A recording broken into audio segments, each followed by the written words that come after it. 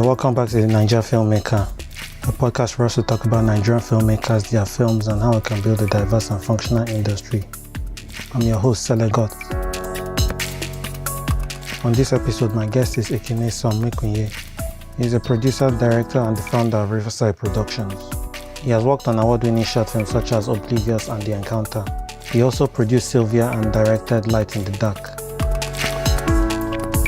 We talk about his directing craft, the nuances of art, and his latest comedy film, One Lagos Night. If you're a new listener, you're welcome and I hope you enjoy.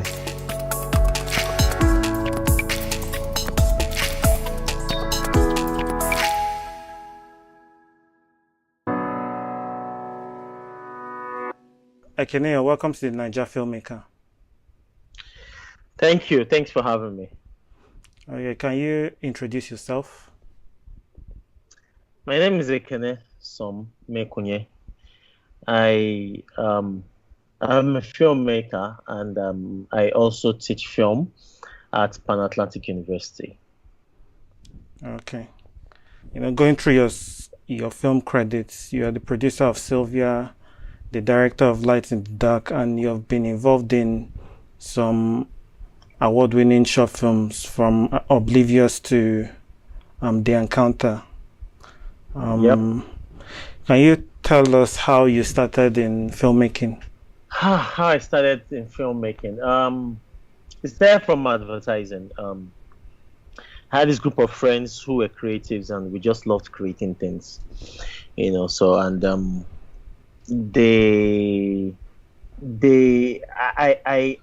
wasn't really contributing much really. And we realized that so whenever we created something and we needed to produce, we needed to go hire a director, production company. So one of those days I was like, okay, I could learn production, maybe that could be my own bit to add to this partnership. And I was in Ikeja at the time, and I heard of so first I was in a radio station, top radio. I was told I was owned by Amaka Igwe and her husband, and I was like, and Amaka Igwe's son had cherished, so I was like, to find out, okay, where is their office? And the office was just close by at MK Abiola Gardens at the time. And so I went to meet them to ask if, they had any training going on. They didn't have at the time, but they later had, so and that was when but I met Amaka Igwe before then. That's how I became a part of that training program where they taught on film directing and screenwriting. And I was part of the screen directing class, film directing class, and that was where my career started, or rather, well, not started. That was when I learned, the first things I knew about filmmaking. This was in 2010. October 2010, October thereabouts, 2010. Wow, that's 10 years ago now. And after that, I started working with Mnet, where I was producing Guerrilla 53 Extra, and channel content. But after 2 years, I really wanted more, so I went to film school in Hollywood. I went to NYFA in LA, and when I got back, I worked briefly. That was when Sugar was going to start shooting in Nigeria. So I was hired from the MTV Stay Foundation, where I was the project coordinator for Sugar 3. Yeah. And after Sugar 3, I started my company. And the very first thing I did was to create a TV program called My Big Nigerian Wedding, which grew to be, a very big wedding TV show in this part of the world. And I did a short film titled Oblivious. That was my first film out of film school, and interestingly, it won an AMVCA. Yeah, congrats. And I've gone on. Thank you. And I've gone on to do other short films. Oblivious, which was very much acclaimed, producing actually. Last Giddy Vice, which screened at the Cannes International Film Festival in 2018. And after that, I went into feature films. So I produced Sylvia. Sylvia was my first feature film. and I produced and directed Light in the Dark, and I've produced and directed another one, but we just finished post production. We should have released earlier if not for COVID-19. Yeah. It's titled One Lagos Night. Okay. So yeah, it's one thing going to film school, but to go to film school in a city like LA at the Universal Studios, how was that experience? Actually, the reason why I must say this interestingly, so I've done film classes in Nigeria. Taught by Amaka Igwe. Yeah. And when I went to LA, it wasn't different from what I learned from Amaka. So, but the main reason why I went, was the fact that I wanted that experience. I wanted to be in Hollywood. I wanted to be in LA. I wanted to know what it felt like. Yeah. And that is a whole different experience entirely. When you're on sets on some major productions, you're on set of Pirates of the Caribbean, you're on set of Desperate Housewives. You are seeing these things live. You are there. You can feel it. Yeah. It's a whole new ball game. And another reason why I went was that, all my friends were Nigerians. I wanted to make new friends that from all over the world. And that's another reason why I went. And I think it's through that experience I can say I have most of my friends that are scattered in different parts of the world. Yeah. Okay. So from the films you've been involved in, from The Encounter to Sylvia to Light in the Dark, something that has always stood out for me was the choice of locations. Like, how do you approach location scouting when you're preparing for a film? So I always say this: my greatest problem as a Nigerian filmmaker making films in Nigeria is getting the right locations. I have never made a film that I was happy with the locations I got. Even though, yes, it takes me a lot to be able to. I specifically go get a lot of those locations. Yeah. Sometimes I work with location managers. But I've never really gotten the kind of location I want to really. Never. And it's my biggest challenge because I feel like if I have the location I am looking for, half of my film is done. So location is a big problem here. A big problem. Maybe some people get it easy, or I don't know. But for me, I speak for myself now. Yeah. It's not been easy getting the. So for Sylvia, we had to create a lot of those locations. Okay. A lot of those locations. For the psychiatric hospital, for instance, it was just a hall in a school in Abeokuta that we did that. Even the restaurant where he met Sylvia for the first time in real life. Yeah. It was what was it? It was just a hall. So we created that whole restaurant. Yeah. So and it costs a lot of money, to create things like that. And so it's not always fun for me, but we have to make do with whatever it is we have. That's the never say die spirit of the Nigerian filmmaker. Yeah. So looking at it from an industry point of view, do you think there are some quick fixes to kind of solve that location problem? See, for guerrilla filmmakers like we make anything happen. Yeah. We have to see, the thing for Nigerian is we have to shoot. Yeah. So whether it's snowing, it's raining, we're in the bush, we just have to shoot. So we create whatever it is that's from whatever it is that we can find and make things happen. We don't give excuses, and that's why outside Nigeria we make about 2,000 movies every year. Outside Nigeria, there's no African country that makes up to more than 20. The closest is South Africa, or let's say 30. Feature films. It's the so when you look at the numbers these people are making, some countries only make 2 or 3 in a year, and we were making like 2,000. It's not because we have everything right for us. It's just that there's just this thing about a Nigerian and wanting to do whatever it is that he wants to do. We don't give excuses. We just go ahead and do it. Yeah. For Light in the Dark, for Sylvia, you secured theatrical release. What's it like, when you're producing a movie and you need to, get the distributors on board and, release it in the cinema? Theatrical distribution is a whole different conversation. I mean, I could spend a whole day talking about my experiences. But so you can distribute your movie as an independent. You know, no one stops you from doing that. But you also have to be aware of the hurdles that you face. Yeah. Because you have to realize that the major distributors are people that own cinemas, and you can't force a cinema to show your movie. The cinema decides whether to show your movie or not to show your movie. Yeah. There've been lots of talks about how distribution works in Nigeria. I mean, again, it's not something I'm interested in talking about really. Like,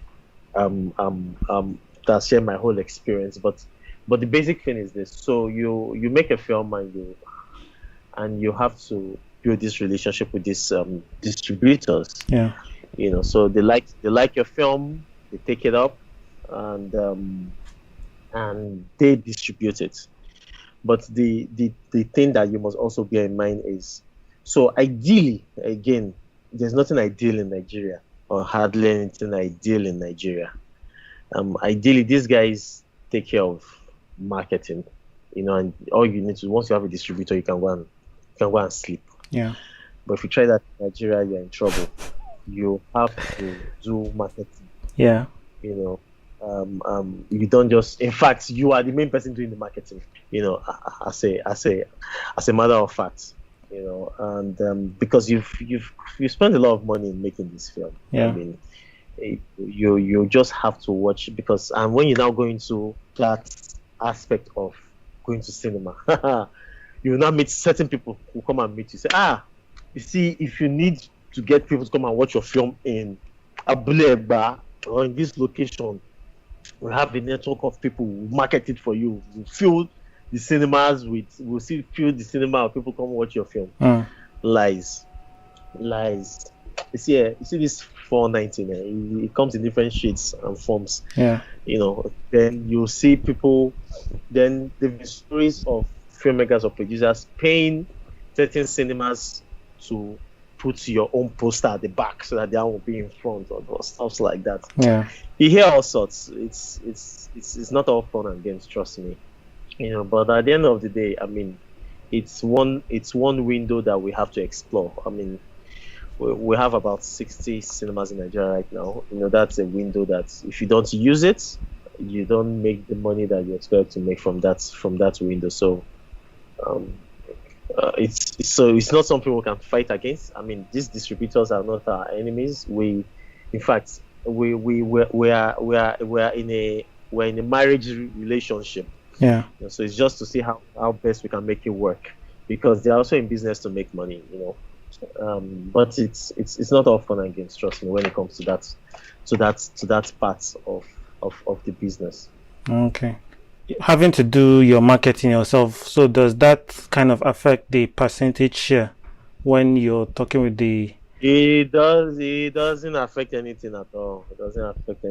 You probably just, so it's just at the end of the day, if it's 10% that is coming to you, if you only sell 1 million, you already know what's coming to you. If you can push it to 10 million, even if it's 10%, you know that it still increases your own share, even though it increases other people's share. Yeah. But you're concerned about your share at that point, and unfortunately, your share is tied to every other person's share. So you just have to you are concerned about yourself at that time, so you just have to make it work. Yeah. Otherwise, you would go home with what you don't even want to imagine would come to you. Okay, so for Sylvia, you released the film in some francophone countries. Did you guys do subtitles, or do you dubbed it? Subtitle. Okay. What inspired that decision?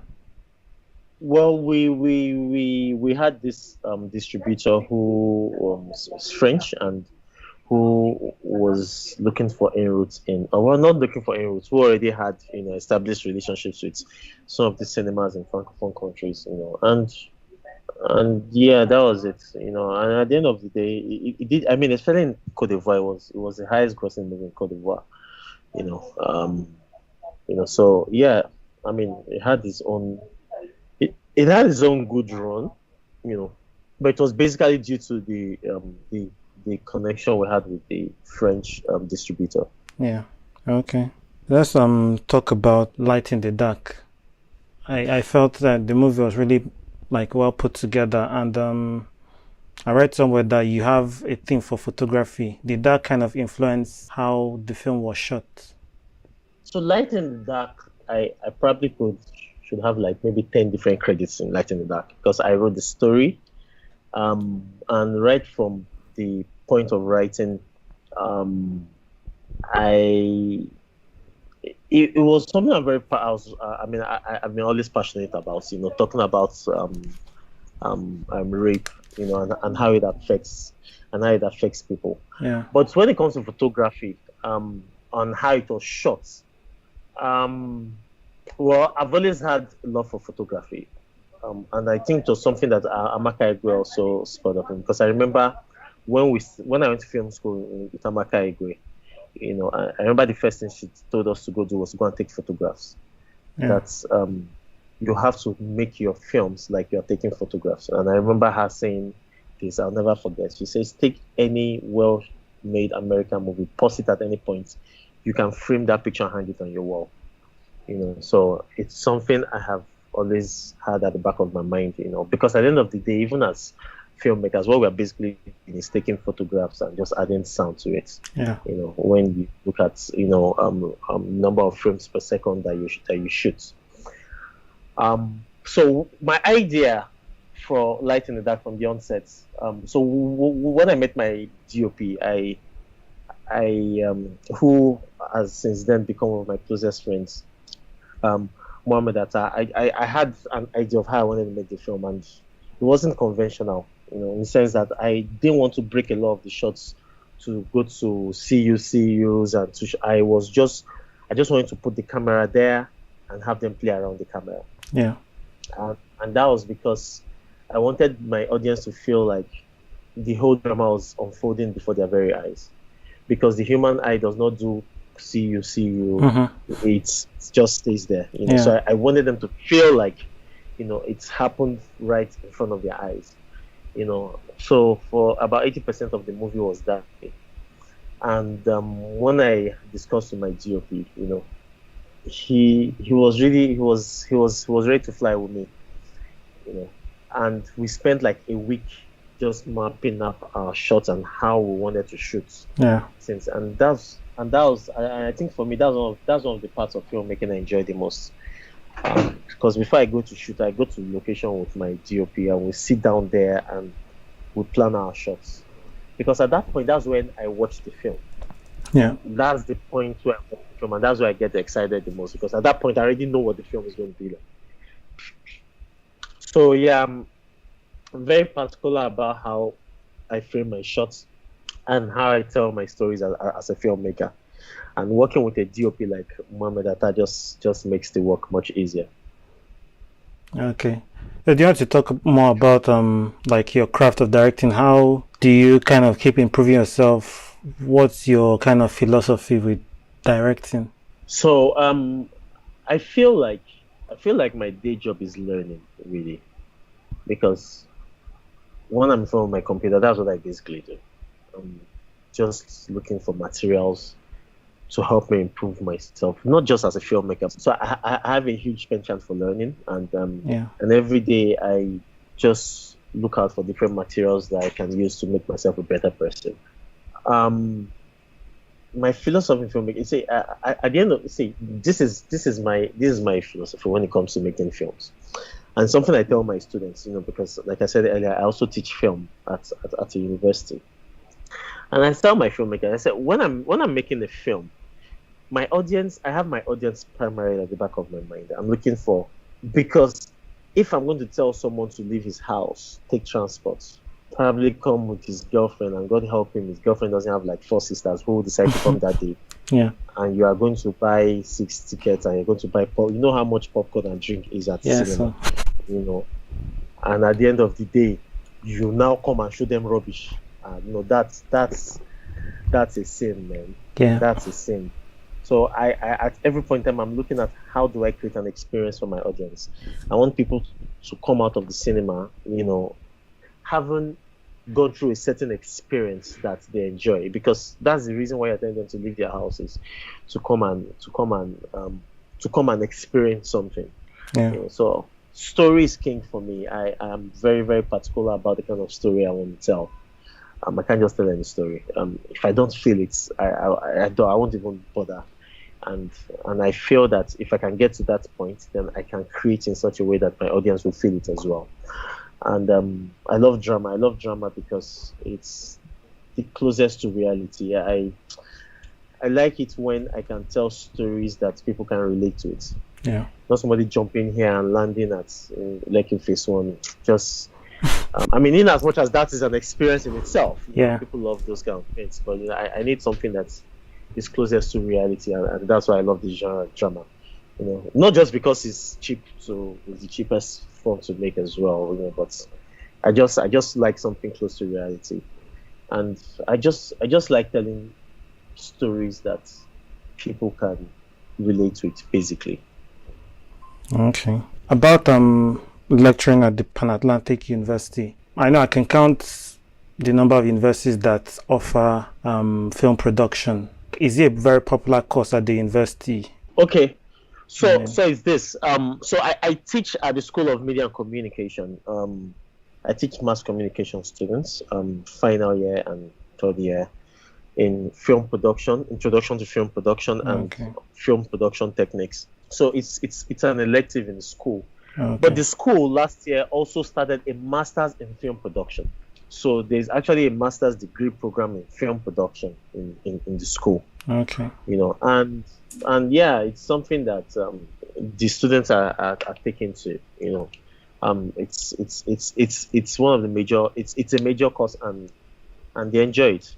And I do my best to transfer as much knowledge as I can and to inspire them. Which is a bigger reason to teach. Because at the end of the day, a lot of them are inspired to become filmmakers, and they all make their films. In fact, you can't take my course and not make a film. It's not possible. Yeah. Because that's my exam. I'm not even interested in the amount of grammar you know how to blow. Yeah. When I teach you how to make a film, how am I going to assess you? You make a film. Yeah. And trust me, when you make a film, the way you criticize people's film will change. Definitely. Let's talk about Las Giddy Vice that screened at Cannes.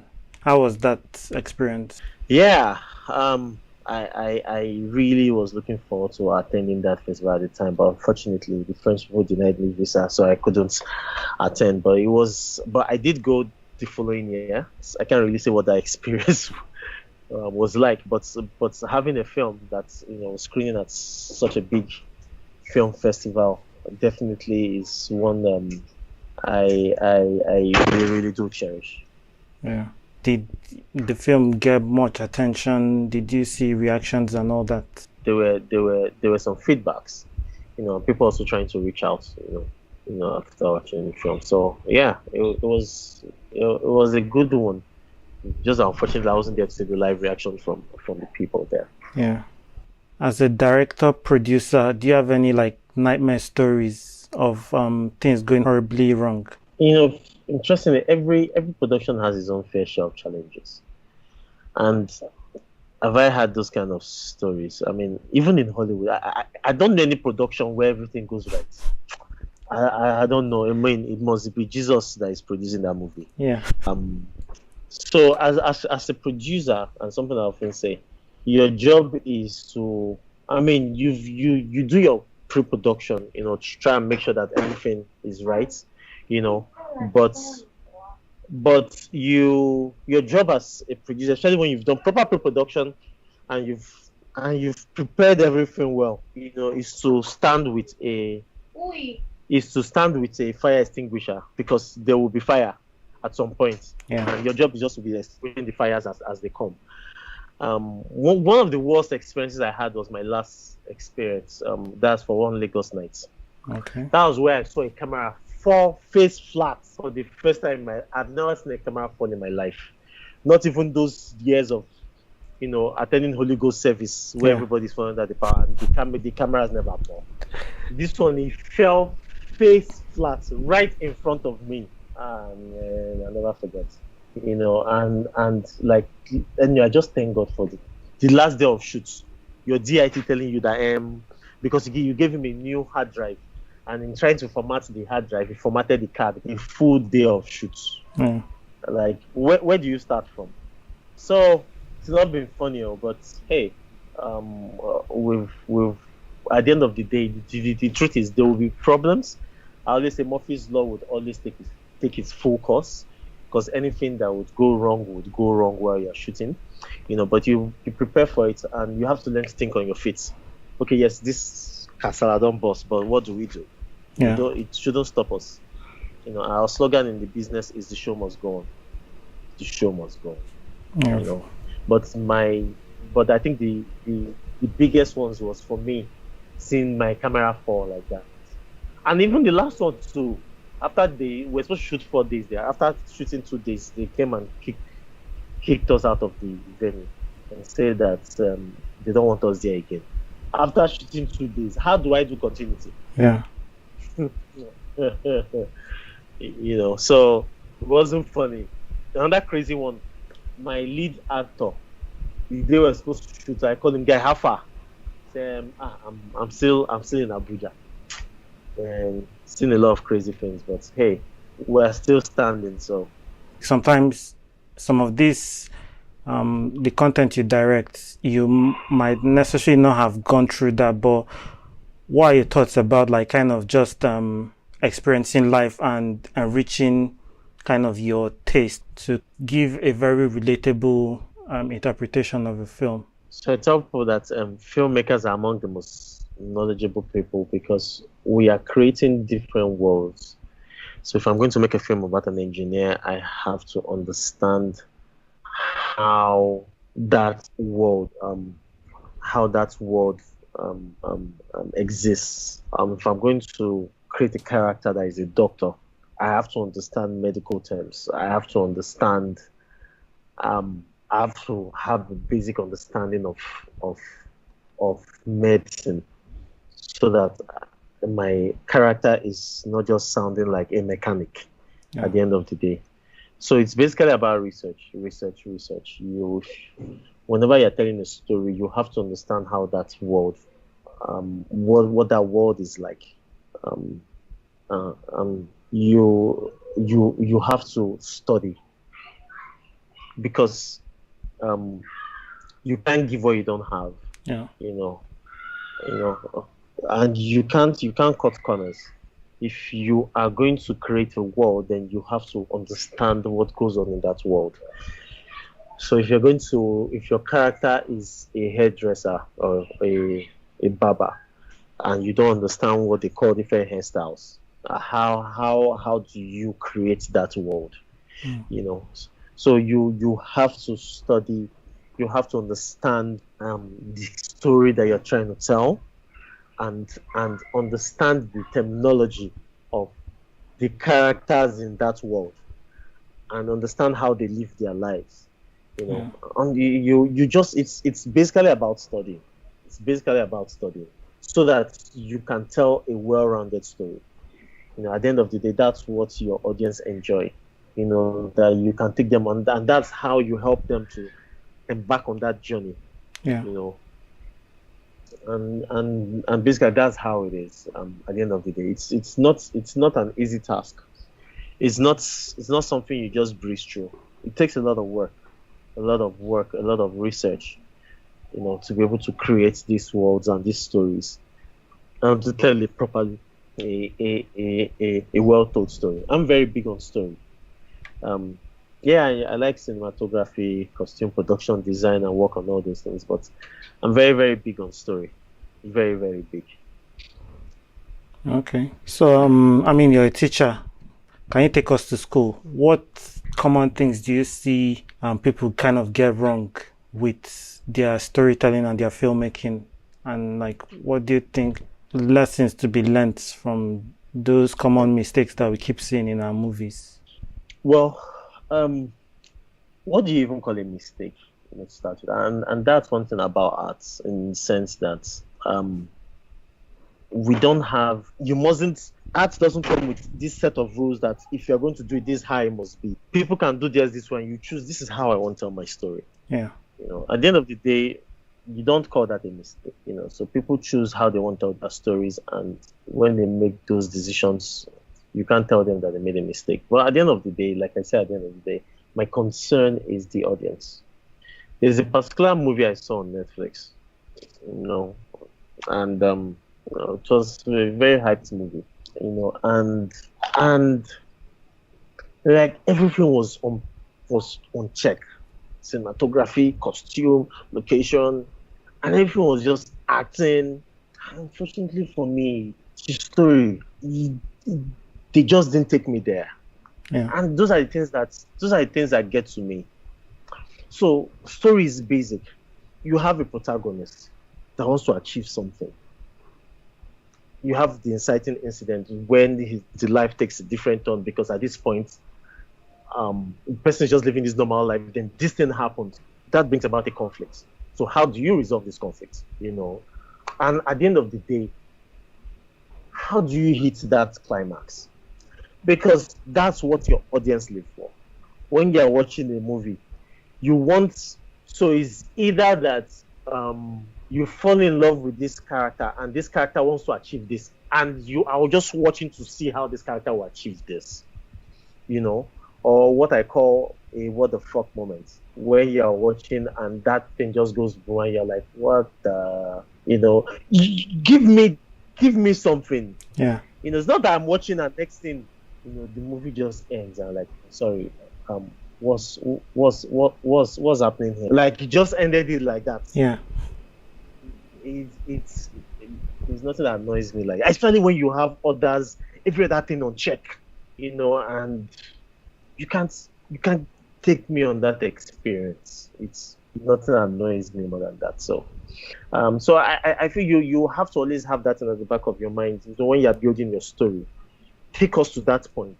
Let's give your audience something that will make them go, what? We didn't see that coming. And it's not easy. It's a lot of work. Yeah. So take time to build your stories. Don't just tell a story in one day and you feel like it will just wow us when we come to watch. You know, take time to tell your story, because at the end of the day, that's what we remember. All the movies I saw 20 years ago, do I remember their shots? Do I even remember the costume that they wore?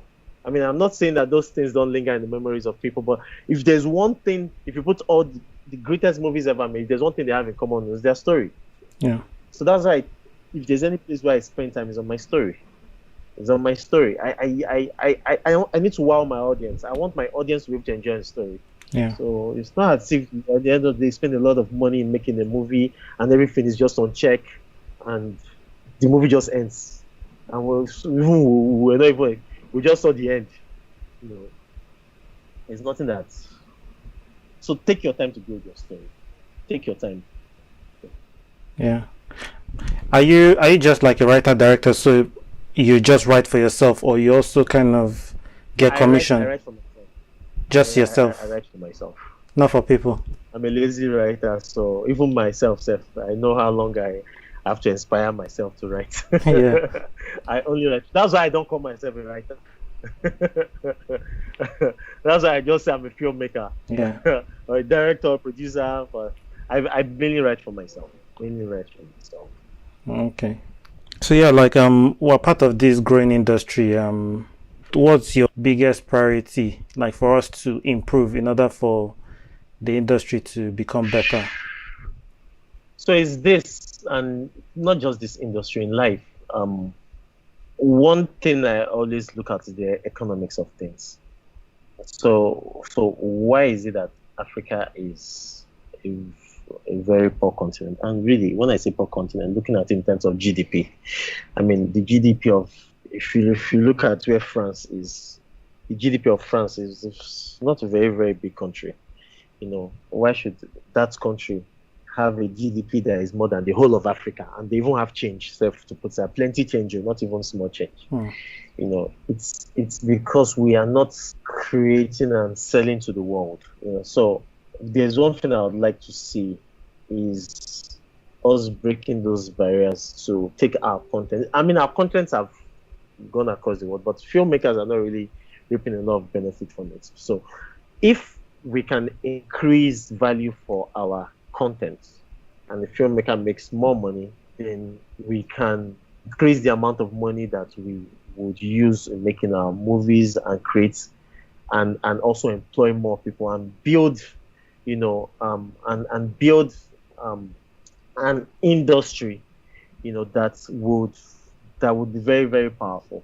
So I'm looking at several things like us having more cinemas. I'm looking at us being able to show our movies in cinemas in different parts of the world and not just Nigeria. Yeah. So I'll give you an instance. Africa, for instance. I mean, our movies have done very well. As I travel across Africa, they watch our movies. But this is the difference. Is the fact that we, the filmmakers, don't really benefit from that outside the fact that, you have a lot of people watching your movies. Yeah. But the people in these countries don't go to watch our movies in cinemas. So they only watch them through cable TV stations. So how much? So I mean, as long as I've licensed my film to the cable TV station, even if 1 billion people watch it, I don't make any extra money. But to be nice to see us have our movies, being screened in these countries and even in the West as well. I mean, don't they screen their movies here? If we can create that market, create that opportunity, then to give the Nigerian filmmaker the opportunity to be able to create more wealth, from the content they produce, and from that we can begin to so for me it's beyond just making money, but what that also does is that it gives you power. So when certain industries are talking in the world, you too can talk, because you are able to generate wealth. And that's why Africa barely has a voice in the world today, because we don't make money, and because we don't make money, it's the people that make money that have loud voice. Yeah. So if we can begin to create wealth, so we can also talk when filmmakers from other parts of the world are talking as well, and earn the respect that we deserve as an industry. Yeah. How can people find you? What are your social media handles? Just my name, Ekene Mekunye. Everywhere. Again, I do social media, but it's just I'm not that one of those people that's constantly, because I mainly use it to sell my market. Yeah. But yeah, I'm very much active, especially on Facebook, because I like to be able to say things and not just post pictures. So I'm not so much of a picture person. Yeah. Probably that's why I'm not best friends with Instagram. But I like to be able to post words and let's have a discourse about certain things. Yeah. So yeah, I'm on Instagram, Facebook, Twitter. On Twitter is Ekene. But every other place is Ekene Mekunye. My next feature film, One Lagos Night, should be out soon. So look out for it. It's my first comedy. I never made comedy in my life. I never thought I would make comedy in my life. Yeah. But it was a story I saw. I knew that this was best set for comedy, and I was a part of that process of bringing that story to life. Where I'm talking about screenplay, and right from the screenplay, I knew I had something golden. And but one very important thing, I'm very concerned about my country, Nigeria, and as a filmmaker, I feel it's also behoves on me to be a part of the change that I seek. I want in Nigeria that my kids will be proud of, and we have to join this movement. But we should learn how to use filmmaking to be able to tell these stories too, on nation building and putting people accountable. Thank you very much for coming on the podcast, Ekene. My pleasure. Thank you for having me.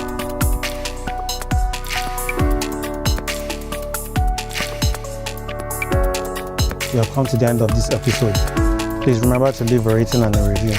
You can send in your questions and feedback on social media. Follow me on Instagram and Twitter at @SelegoFilm, and the podcast also on Instagram and Twitter at the Naija Film Pod. See you on the next episode. Have a good one.